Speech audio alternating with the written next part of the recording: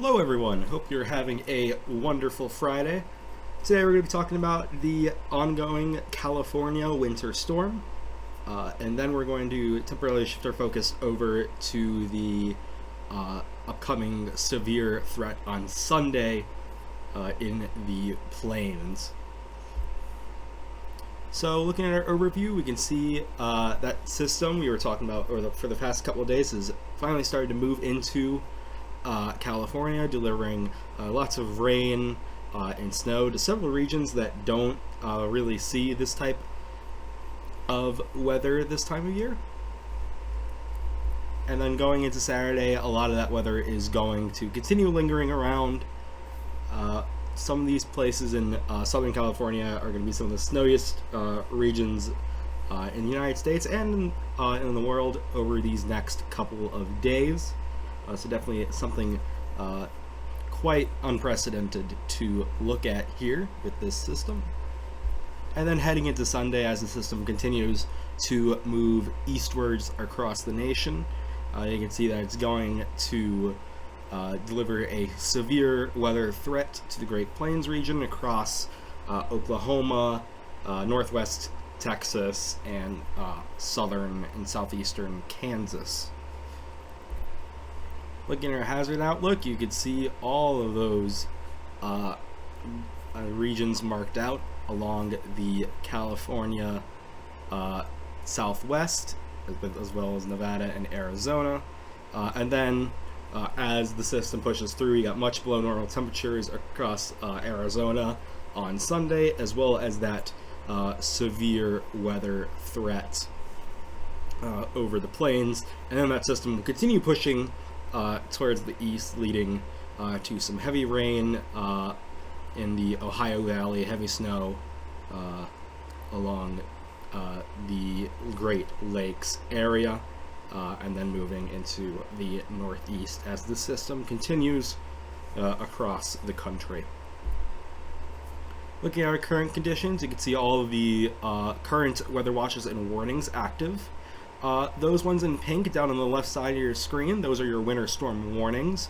The ones in a sort of blue purplish color are your winter storm watches, and those in red are going to be your high wind advisories. So definitely a lot going on across California, especially in the mountain region of California. And we also got quite a bit of excessive rainfall watches going on along the California coastline there. Other small things to point out across the country, up across in Montana, North Dakota, northwestern Minnesota, those cyan colors are your wind chill warnings.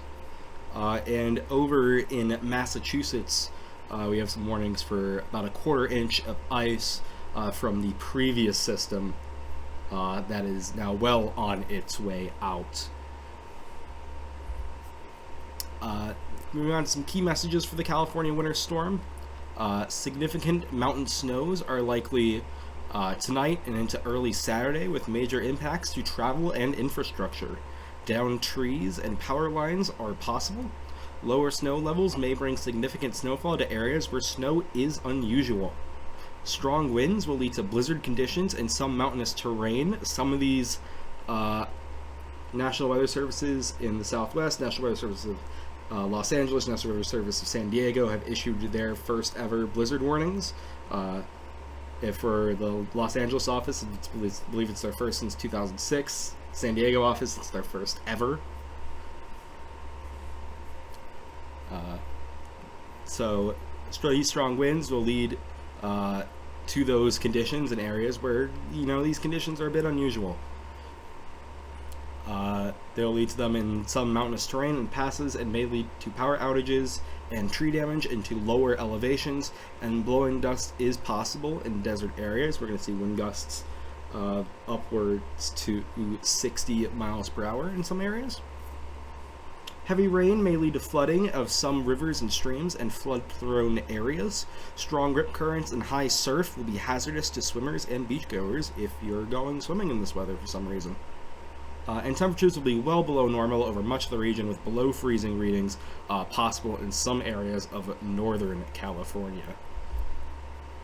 Now looking on to our overall winter storm impacts for the next 3 days, we can see all of that huge strip of purple, that's your extreme risk along the California mountains, as well as a few dots of extreme risk along some of those isolated mountains in southern California. And then even quite a significant stretch of the states in a moderate or major risk. Once again, areas that usually don't see this level of impacts from winter storms. And those risks also you can see, stretch into Nevada and a bit into Arizona and Utah as well.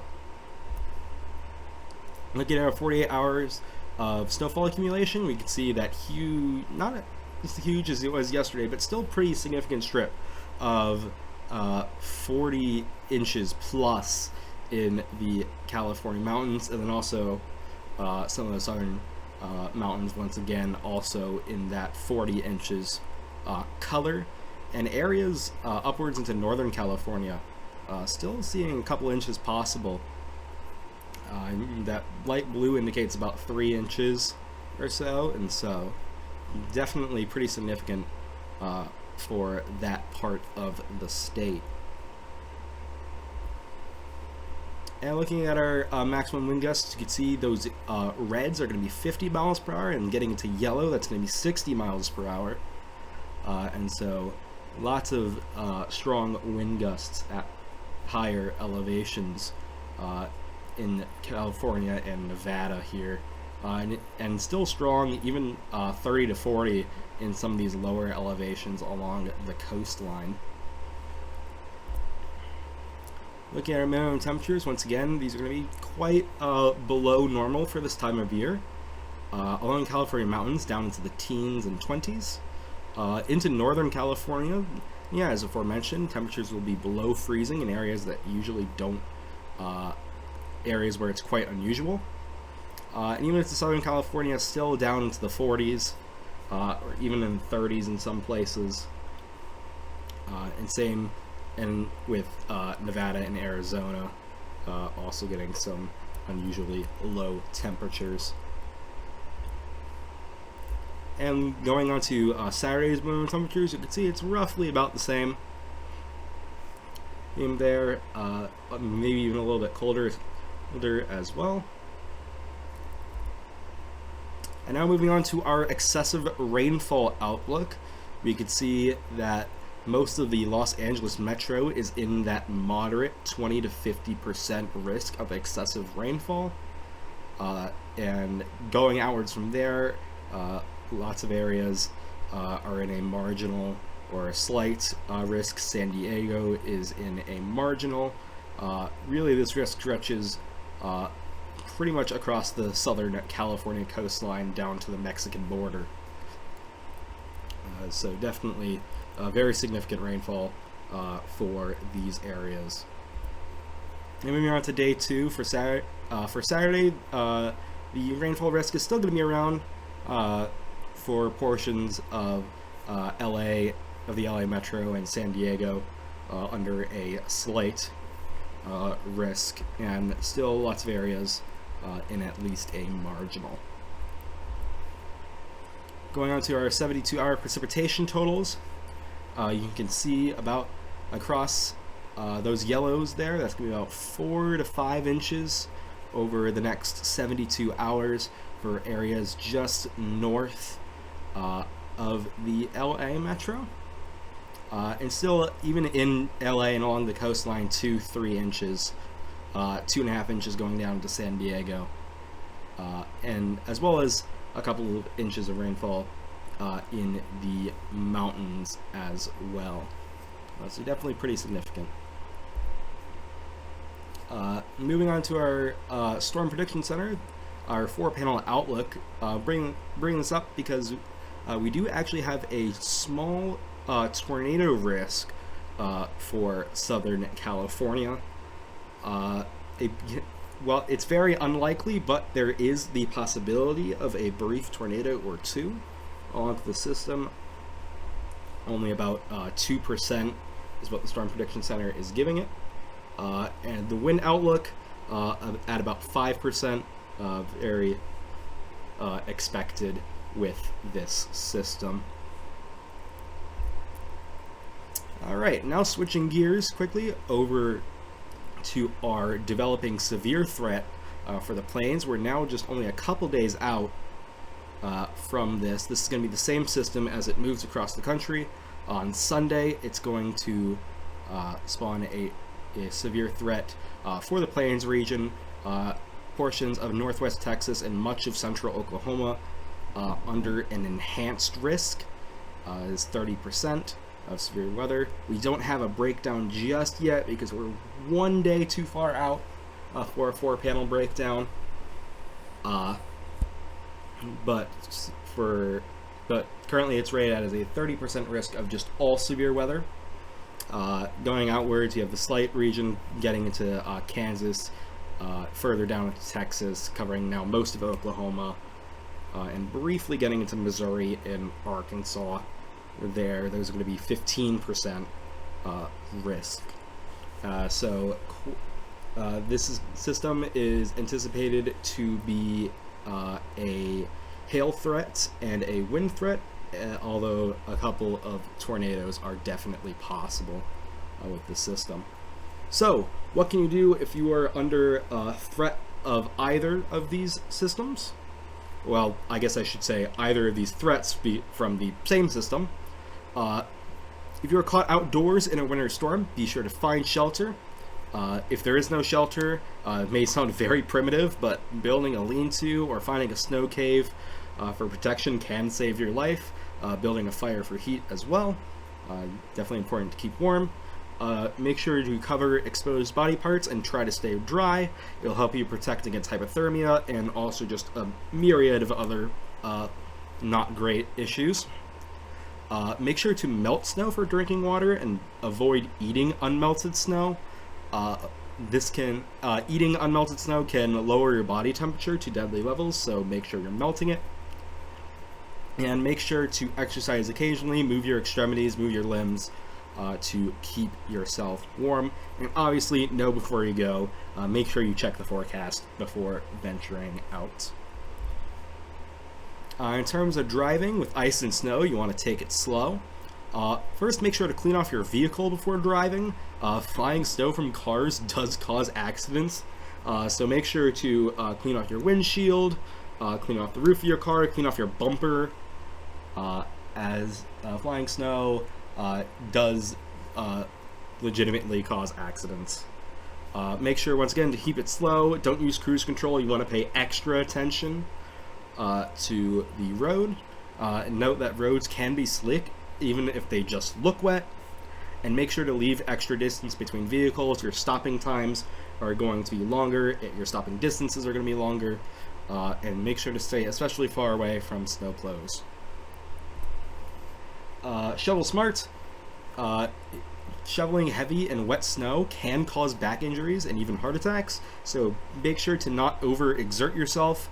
Make sure to dress warmly, cover your head, fingers, toes. Make sure to stay hydrated, but avoid heavy meals right before or after shoveling. Don't try to do as much snow as possible in each go. Move only small amounts of snow with each pass of the shovel. Once again, not doing that definitely leads to back injuries, so make sure you're taking care of yourself, and make sure to take frequent breaks, monitoring yourself. If you feel completely exhausted, stop shoveling entirely. And lastly, for winter storms, don't forget your pets. I know some people have outdoor winter pets, but even with a natural fur coat, winter can be deadly unless proper care is given. Try to keep them warm and dry and indoors whenever possible. Make sure to provide plenty of food and water. Dehydration is especially dangerous in winter. And when outside, make sure to keep them bundled up. Make sure you're watching their outside time and thoroughly clean them, including their paws, when bringing them inside. Moving to flooding, make sure you prepare for it before it happens. Ask yourself, are you located in a floodplain? What is the fastest way to higher ground? And what roads nearby are most likely to flood? Very important questions to ask yourself and know, because this information could very much help you save your life, or just help you in general. 3 simple steps for flash flood safety. Make sure to 1, get to higher ground. Getting out of the area subject to flooding is important. And number 2, big number 2, do not drive into water. It only takes 6 inches of water to knock you off your feet, or hydroplane with your car. Last thing you want to do is hydroplane or flood your engine and be trapped in the floodwaters. Turn around, don't drown. And lastly, make sure to stay informed. Monitor your local radar, television, weather radio, internet, social media, whatever you use for weather updates. And now looking at our storm planning timeline, we're a few days out. We're now just 2 days out from our severe threat in the plains. So especially now, if you haven't already, make sure that you have your emergency supplies, know your safe places, and have a family communication plan. Now is the time to start preparing. For tomorrow, the day before, make sure to adjust your plans in line with the forecast. Make sure your phone can receive weather alerts, and make sure your shelter is clean and accessible. And then on the day of, make sure to remain vigilant and aware of any active watches, as a warning can be issued at any time. Make sure to remind your family or anyone who's with you of your communication plan, your shelter plan, etc. Make sure you know how to evacuate or get to safety from wherever you are. And when a warning is issued, make sure to act fast. In some cases, you may only have minutes or even seconds to get to shelter and safety. If you don't have a severe weather plan, now is a great time to make one. You can find out how at ready.gov/makeaplan. I cannot stress enough how much having a severe weather plan can be crucial. It can save your life. It may sound, like why do I need to do this? I'll just know when to go when it happens. But when you don't know where to go when it happens, and when you're caught off guard, bad things can happen. So if you don't have a severe weather plan, make sure to make one now. Now is a great time. Thank you so much for watching this update video. If you would like to join our Discord community so that you can chat with other weather enthusiasts and the team, the invite is in the description. And be sure to subscribe to our channel. It really helps us out.